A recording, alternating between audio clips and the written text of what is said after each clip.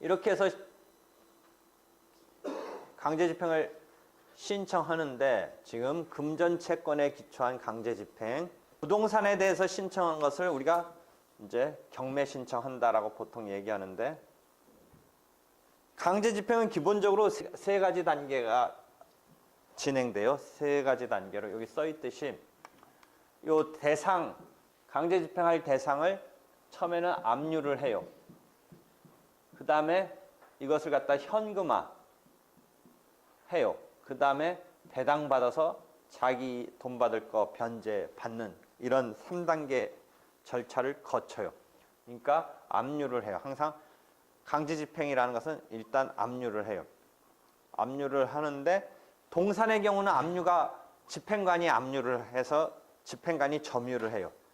그런데 이제 집행관도 뭐 어떻게 본다면 남의 물건을 자기가 압류해서 자기가 점유하는 것 꼴이 되니까 그냥 채무자한테 맡겨서 사실상 점유하는 정도에 그쳐요. 그러니까 채무자한테 맡기는 그것을, 그렇지만 이걸 함부로 뭐 하면 안 된다라는 게 우리가 어렸을 때 듣는 차압딱지 붙는다가 그거예요. 딱지 붙인다가 그런 거예요. 그러니까 원래는 압류라는 것은 집행관이 그 동산, 지금 강제집행할 동산을 자기가 점유하고 있어야 되는데 그게 실질적으로는 불편하잖아요. 그 보관 장소도 없고 뭐 집행관이 자기 집에다 갖다 놓을 수도 없고 그렇잖아요. 그러니까 채무자한테 너 이거 함부로 하면 안 돼 하고서 딱지 붙여놓고 가는 게, 그게 그렇게 처리하는 거라는 거죠. 이해되겠죠? 근데 부동산의 경우는 압류가 어떻게 하겠어요? 그 등기부에 올리면 되겠죠. 압류되어 있다라고 올리면 되는데, 동산은 실제 점유를 뭔가 해야 되는데 그 집행관이 실제 자기 집이나 어떤 창고 같은데 경우에 따라서는 가져가서 해야 되는 게 맞는데 사실상은 그냥 채무자한테 맡겨놓고 딱지 붙이고 간다. 그런 식으로 압류가 되는 것이다. 그 다음에 압류가 된 이후에 이것을 갖다가 현금화를 해줘. 부동산의 경우는 그게 경매 붙이는 거예요. 경매. 경매라는 것은 뭐예요? 경쟁 매매, 뭐 그런 경매, 매매의 특수한 매매잖아요. 경매 붙여서 낙찰이 되면 그 대금이 치러질 거 아니에요. 그 다음에 그 대금이 치러진 걸 갖고 이 배당을 받아서 자기 변제를 받는다. 이런 세 단계의 과정을 거친다.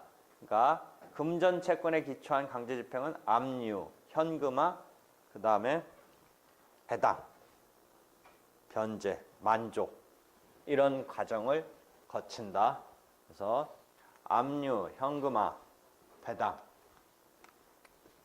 만족, 변제, 이런 세 단계를 거치는데, 이게 채권의 경우는 현금화가 뭐냐면 채권을 압류하고 그 다음에 현금화하는 것. 채권은 어떤 개념이에요? 채무자의 봉급, 채무자의 은행 예금, 이것을 내가 집행을 한다, 이런 개념이에요. 그러니까 채권의 경우는 어떤 용어가 나와요? 채무자에 대해서 제3채무자라는 개념 나오는 거 이해하겠어요? 머릿속에 지금 그려줄까요? 내가 강제집행 채무자한테 채권자인 내가 돈 받을 게 있어서, 이런 금전채권이 있어서 강제집행을 하려는데 이 채무자의 재산이, 만약 채권이 재산이라고 할 때는 누가 등장해요? 제3채무자가 등장하죠. 이 채무자의 재산이 월급이면 고용하고 있는 회사가 등장하는 거고, 이 사람이 은행에 예금했던 채권이 있으면 제3채무자는 은행이죠. 되겠죠? 그런 채권에 대해서 강제집행을 한다라는, 채권에 대해서 강제집행을 한다라는 개념을 머릿속에 떠올리면 제3채무자라는 개념을 생각할 수가 있어요. 그럼 요 채권을 강제집행하는 거죠. 채무자의 제3채무자에 대한 채권이 이 대상이 되는 요 경우에 강제집행을 어떻게 하느냐? 요 현금화하는 것을, 요 채권을 요 채권자가 추심을 한다든지 요 채권을 요 채권자한테 넘겨주는 형태로 현금화해요. 그래서 여러분이 추심명령, 전부명령 이런 말을 민법 등에서 들어봤을 거예요. 추심명령은 요 채권자가 누구의 채권을, 채무자의 제3채무자에 대한 채권을 추심할 수 있는 권능이 넘어가요. 전부 명령은 뭐예요? 채무자의 제3채무자인 채권이 양도되는 식으로 채권자한테 넘어가는 거예요. 추심은 단순히 추심하는 것만이고 전부 명령은 이렇게 양도되는 식으로, 양수시키는 식으로 넘어가는 그런 개념이에요. 조금 구별할 수 있겠죠. 이렇게 해서 그게 어떤 현금화가 돼서 그것을 통해서 만족을 얻는 거예요.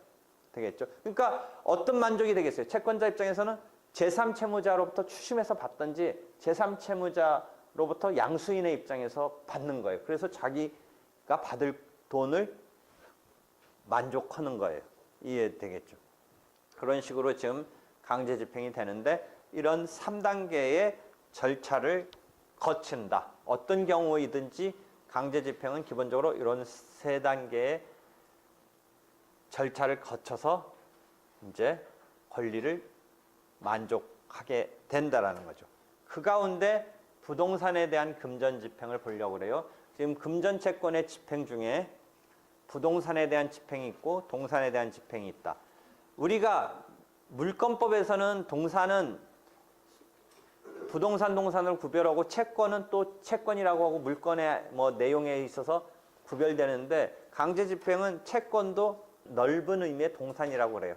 그러니까 유체 동산은 진짜 이런 물건으로서의 동산이고 요 채권으로서의 그런 경우도 요 집행에서는 동산이라고 하니까 부동산 집행과 동산의 집행으로 나뉘는데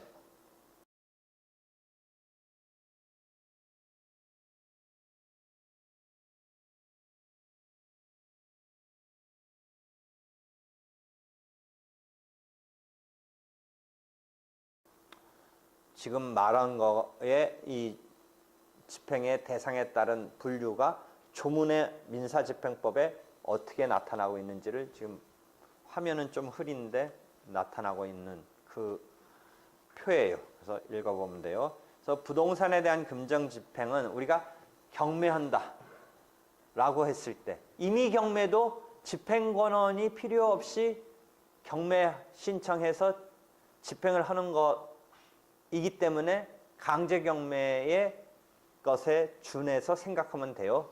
이미 경매인 저당권 실행을 위한 경매는 실제 절차는 강제 경매에 준해서 생각하면 되죠. 집행권원이 필요하지 않다 정도를 염두에 두면서. 그럼 실제 절차는 어떻게 돼요? 개시 신청을 하면 되죠. 경매 개시 신청을 하죠.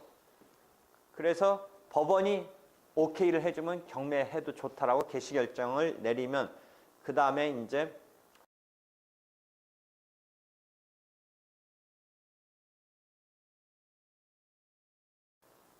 그 채권자들이 배당을 요구해요.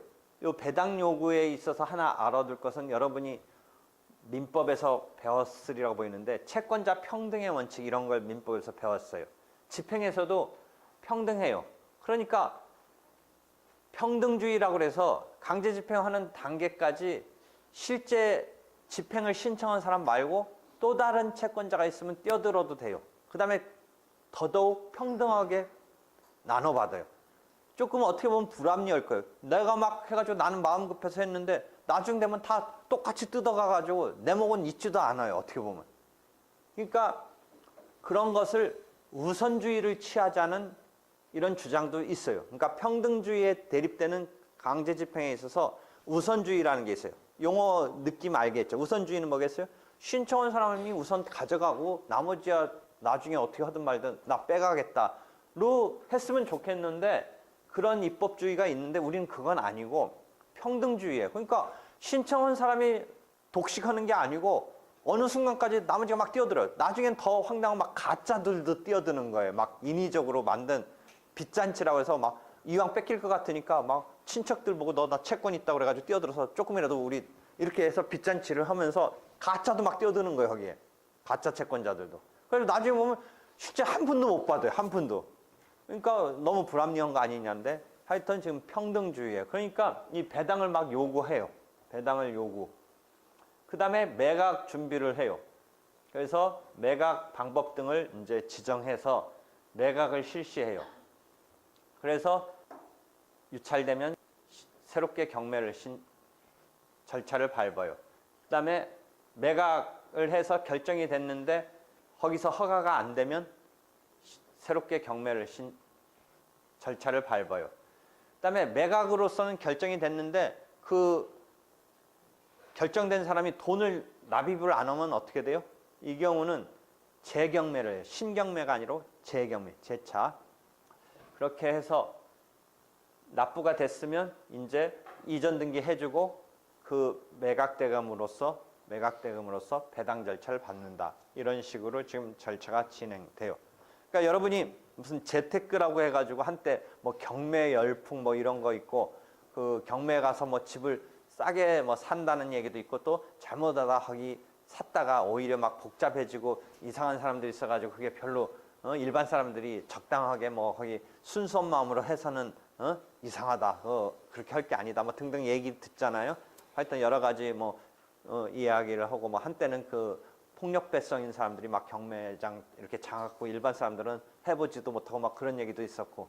근데 하여튼 이런 경매인데 재테크에 관심 있는 사람은 뭐 지금 뭐 이 순간만은 눈이 반짝반짝 하는 사람이 있다면 여기로 나가서 이제 이런 걸 해보면 되는데 한번 관심 있는 사람은 뭐 시도해 보세요. 하여튼 경매가 뭐 재테크 등등 이야기가 되고 있는데 이게 이제 부동산 강제경매, 강제경매, 부동산 강제경매 그 절차예요. 그래서 이렇게 절차를 밟아서 이제 배당을 받는 건데 저당권 설정자 같은 경우가 우선 빼가죠. 돈. 그 다음에 같은 채권자끼리는 평등이죠. 그러니까 진짜 거기에 집까지 막 경매 날릴 사람의 빚이 나한테만 빚이 있는 게 아니라면 공중분해되면서 사실 내 목이 그렇게 뭐 온전히 차지해질지 어떨지는 미지수예요. 더더욱 이제 한술 더 떠서 막 가짜 채권자도 등장하고 하면 더 황당해지죠. 그렇죠. 그러니까 자기가 채권자로서 유일하고 채무자가 좀 어떤 의미에서 순진하고 그러면야 뭐 회수되겠지만 그럴 정도까지 간 사람의 어떤 채권 채무는 막 무진장 복잡하다면 막 여기 봐서 뭐 어떻게 정답이 없는 막 그런 식으로 빠져들 수 있는 뭐 밖에 없는 뭐 그런 상황일 수도 충분히 예견이 돼요. 하여튼 그러니까 우리가 돈을 못 받는다 라고 했을 때 그 실제 그 못 받은 돈을 손에 쥐기까지 그림의 떡이 아니라 실제 떡이 되기까지는 얼마나 험난해. 험난해. 그 다음에 강제집행이 실제는 더 중요한 거죠. 여러분이 민법상법 배우는 것은 그렇다라는 것만 관념적으로 돈 받을 권리가 있다라고 관념적으로만 해주는 거지 실제적이진 하나도 아니에요. 그러니까 민법상법은 그냥 기분만 괜히 좋은 거예요. 관념적으로. 그렇죠? 그렇잖아요. 실제는 하나도 아니에요. 그러니까 민법상법만 알면 뭐예요? 이 절차 소송법을 알아야죠. 근데 소송법을 알면 또 뭐예요? 절차법으로서 더 나아가서 집행법을 알아야 되죠. 그다음에 집행법만 알면 뭐예요? 아까 말했는데 막 우후죽순으로 여러 채권자 뛰어드는데 그러니까 어디까지 알아야 돼? 도산법, 파산법을 알아야 되죠. 그렇죠? 이렇게 해서 오늘 내용을 정리를 해봐요. 이 실제 집행 절차 그 자세한 거 등등은 지금 요 수업 시간에 다 할 수 있는 건 아니고 우리는 민사 구제 절차에 대한 개요 이런 거를 이제 우리가 떠올리면서 아 그렇게 하는 것을 지금 가르쳐 주는 정도지 그 개개의 것은 또 하나의 과목으로 해줄 수밖에 없어요. 하려면 지금은 이런저런 제도를 우리가 쓸 수 있겠구나 또 이런 식으로 우리가 전개되겠구나를 정도를 익히는 거예요. 이해됐죠? 수고했어요.